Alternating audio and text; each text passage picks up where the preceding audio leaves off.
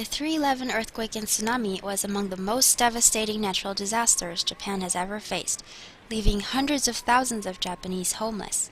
Initially, these displaced survivors were brought to emergency evacuation centers, where they spent weeks living in schools and public halls, frantically searching for missing loved ones, while at the same time enduring the loss of virtually all their earthly possessions.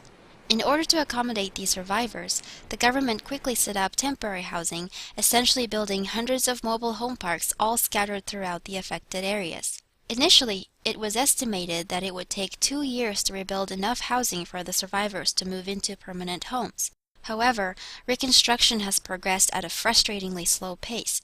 In many coastal towns, it has not yet even begun, as local governments debate where and when it is safe to rebuild. As of January 2013, over 300,000 people still live in temporary housing. In May of 2012, Kazuyoshi and Yoshie Takahashi moved from their home in Tokyo to the coastal town of Kamaishi, Iwate, in order to partner with OMF to minister to the ongoing needs of the tsunami survivors. The survivors, after having their immediate needs of food and shelter met, watched in dismay as many of the aid organizations began to withdraw to focus on other disasters. They continued to struggle, battling frustration, boredom, a stressful, cramped living environment, and depression from contemplating the recent loss of so many friends and family who perished in the tsunami.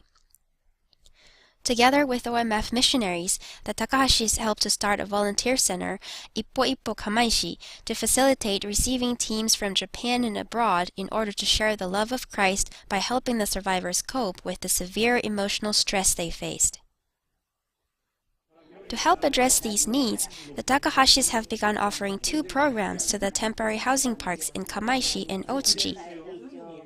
The Ochako Salon offers residents the opportunity to gather together over tea, coffee, and snacks for a time of fellowship, singing, and talking.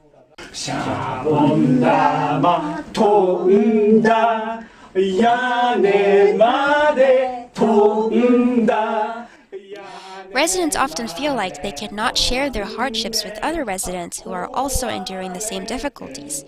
However, as teams from other parts of Japan come to participate in this outreach, the residents feel comfortable opening their hearts to tell about their hardships with these kind strangers who have remembered them in their time of need.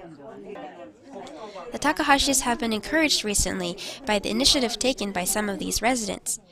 Some of the survivors are enduring this trial better than others, and they have begun to volunteer to come with the Ippo Ippo teams to help with an Ochako Salon and other temporary housing parks to help those who are struggling. A second outreach that has proven immensely popular is an after-school children's program. Among the survivors who lost homes are tens of thousands of children. Prior to the tsunami, these children gathered and played at local gyms and parks. However, most of the gyms have been washed away, and the parks have been turned into either temporary housing parks or landfills to accommodate the staggering amount of rubble left behind. As children struggle to deal with the losses of homes and family, they are forced to play in the common areas, often interrupting the peace of older residents who are attempting to cope in their own ways. Teams come in after school hours to assist children with their homework, studying with them, and answering questions. Following this study time, the teams facilitate crafts and play games with the children. Residents are extremely grateful for the extra measure of love and care shown to the children and the help in channeling their energy into a more productive environment as the teams help the children take their minds off their losses. This program has been so successful that the Takahashis have had to turn down requests to put it on at some temporary housing parks due to a lack of personnel. Through these ministries, trust is being established between Christians and the residents and managers of the temporary housing units.